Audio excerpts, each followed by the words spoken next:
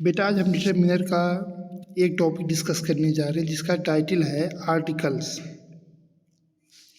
Articles क्या होता है? ये जो वर्ड्स होते हैं ए एन और द, इन्हीं वर्ड्स को कहा जाता है आर्टिकल्स।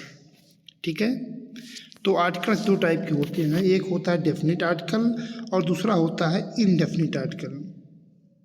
ठीक है, तो ये डेफिनिट आर्टिकल क्या होता है? द को डेफिनेट आर्टिकल की कैटेगरी में रखा जाता है। अच्छा, ये बताता क्या है? Definite article points out a particular person और thing. It can be used in front of singular as well as plural countable and uncountable nouns. क्या मतलब है इसका? तो डेफिनेट आर्टिकल का यूज कोई सिंगुलर नाउन है या प्लूरल नाउन है, काउंटेबल है या अनकाउंटेबल है, सबके साथ यूज होगा। बट इसमें जो खास बात है वो ये है कि जिस किसी नाउन के आगे यूज हो रहा है वो क्या होना चाहिए? पार्टिकुलर होना चाहिए, खास होना चाहिए। ऐसे किसी ऑर्डिनरी नाउन के आगे इसका यूज नहीं होगा। एग्जाम्पल देख लेते हैं, जिसे बोल रहा है कि they went to see the Taj. अब आपको पता है कि ताज ऑर्डिनरी कोई बिल्डिंग तो है नहीं, इट्स अ पार्टिकुलर बिल्डिंग। तो द के आगे आपने ताज के आगे आपने द का यूज कर लिया। नेक्स्ट एग्जांपल देखते हैं, द मैन आई सा on the road looked very sad. अब यहाँ आप देख पा रहे हैं कि दो नाउन्स के आगे द का यूज हुआ है, एक मैन के आगे और एक रोड के आगे। तो यहाँ किसी ऑर्डिनरी मैन की बात नहीं हो रही है, किसी ऐसे मैन की बात हो रही है जो बहुत सैड दिख रहा है, तो द यूज हो गया। रोड, ये किसी पर्टिकुलर रोड की बात हो रही है कि हाँ उस रोड पर, मतलब ये स्पीकर एक्सपेक्ट कर रहा है कि जिससे ये बात कर रहा है उस पर्सन को उस रोड के बारे में मालूम है, वो जानता है उस रोड के बारे में, तो इन दोनों के लिए वो रोड नोन है, जाना हुआ है। तो इस तरीके से वो रोड पार्टिकुलर हो गया और इसीलिए इसके आगे द का यूज किया गया है। चलिए अब डेफिनेट आर्टिकल को देखते हैं क्या है। तो ए और एन ये दो वर्ड्स इनडेफिनिट आर्टिकल की कैटेगरी में आते हैं। ठीक है, और इनका जो मीनिंग होता है वो वन होता है, मीन्स ये सिंगुलर नाउन के आगे ही यूज होंगे, चाहे ए हो चाहे एन हो, ये दोनों सिंगुलर नाउन के आगे यूज होते हैं।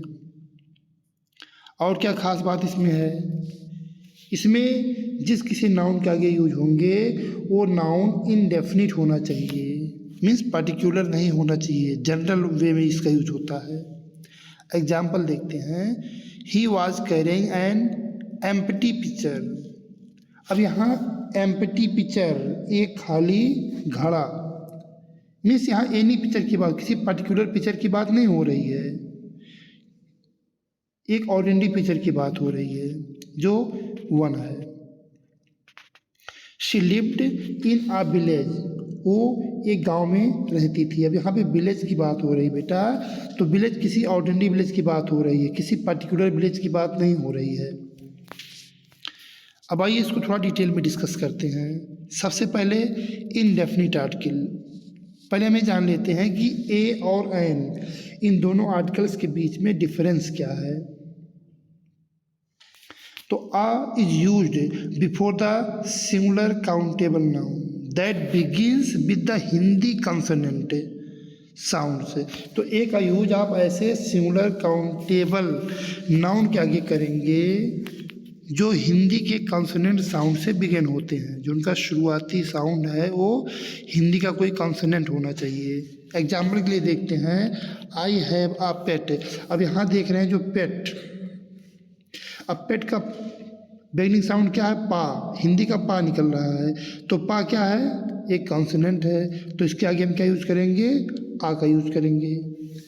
सेकेंड सेंटेंस में है, a cat is drinking sitting there. अब यहाँ कैट, कैट के आगे आ का यूज किया गया है। अब कैट में बिगिनिंग साउंड क्या है? का, हिंदी का का है, का क्या है? एक कॉन्सोनेंट है, तो इसके आगे भी आपने आ का यूज कर लिया। चलो आगे देखते हैं, एन का यूज कहाँ होता है? An is use before the singular countable noun that begins with the Hindi vowel sound. अब यहाँ क्या है? ऊपर वाले में कंसोनेंट साउंड था, अब यहाँ पे वॉवेल साउंड है।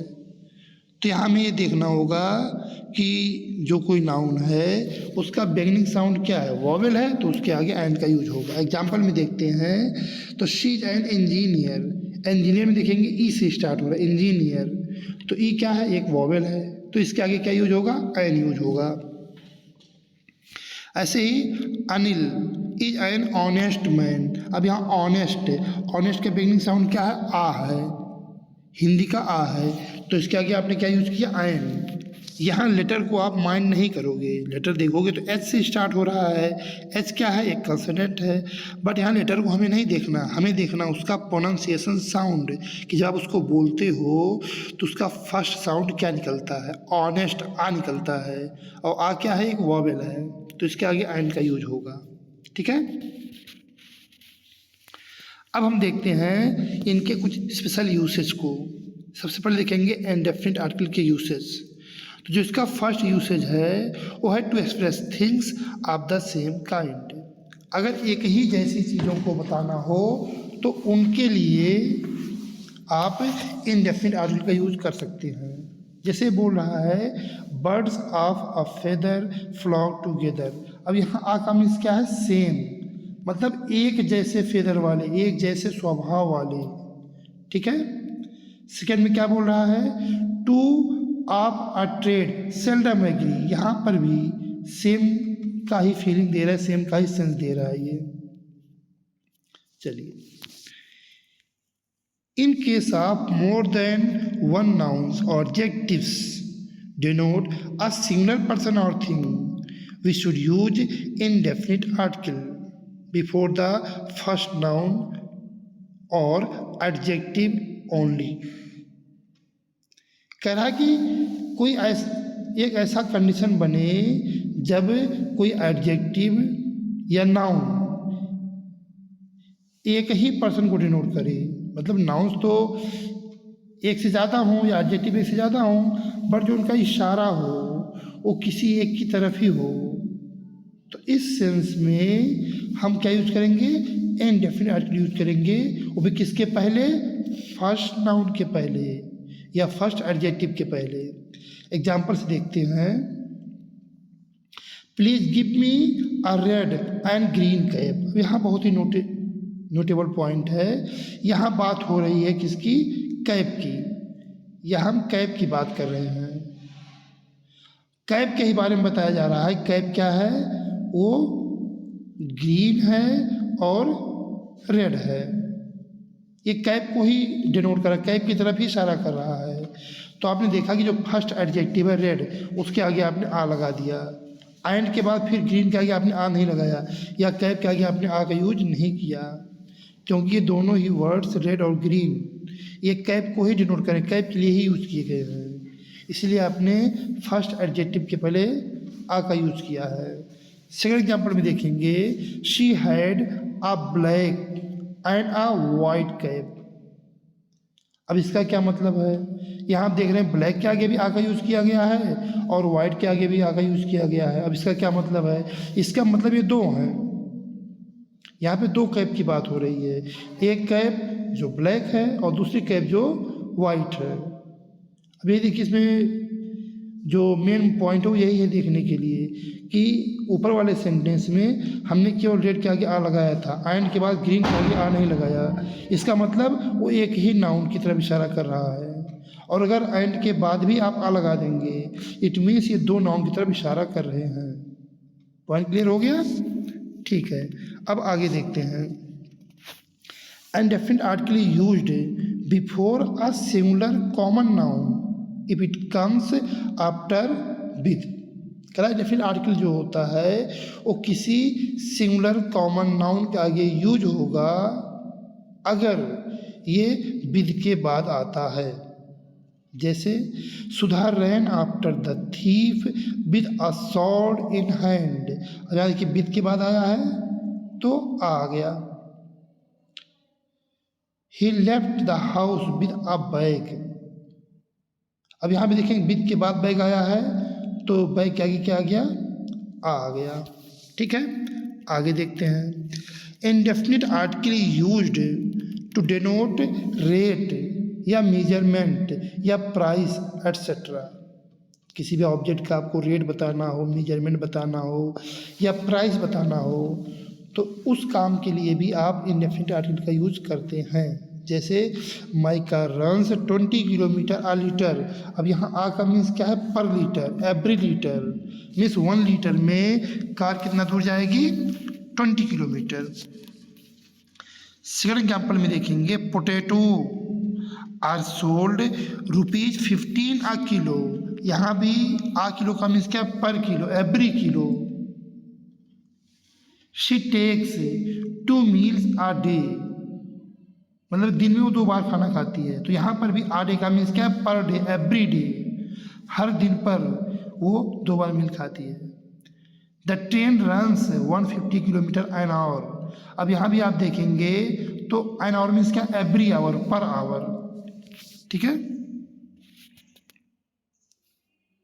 Usually we don't use an definite article before a proper noun, but if it is used as a common noun we can use a or an before it। Normally क्या बोल रहा है कि normally जो होता है, जो कोई प्रॉपर नाउन है तो उसके आगे आप इनडेफिनिट आर्टिकल का यूज नहीं करते हैं, कभी नहीं करते हैं। लेकिन अगर उस प्रॉपर नाउन का यूज कॉमन नाउन के तरीके से किया गया है तो उसके आगे आप इनडेफिनिट आर्टिकल यूज कर सकते हैं। एग्जाम्पल देखते हैं, जैसे ही इज आ रावण। अब यहाँ रावण मीन्स वो लंका का राजा, उस रावण की बात नहीं हो रही है। यहाँ पे उसको एक कॉमन नाउन तरह यूज किया जा रहा है। यहाँ पे इसका यूज मेटाफोरिकली हुआ है। अब यहाँ रावण मीन्स क्या है? अ कनिंग पर्सन, मीन्स उस रावण से इसको कंपेयर किया जा रहा है। ही इज अ रावण, इसका मतलब है यहाँ पर है कि वो रावण की तरह ही कैसा है? कनिंग पर्सन है। सुमित इज आ सहवाग, यहाँ क्या मतलब है? यहाँ सुमित को सहवाग के जैसा बताया जा रहा है। Sehwag means a good cricketer. अब सुमित इज सहवाग मतलब एक सुमित जो है सहवाग की तरह ही एक अच्छा खिलाड़ी है।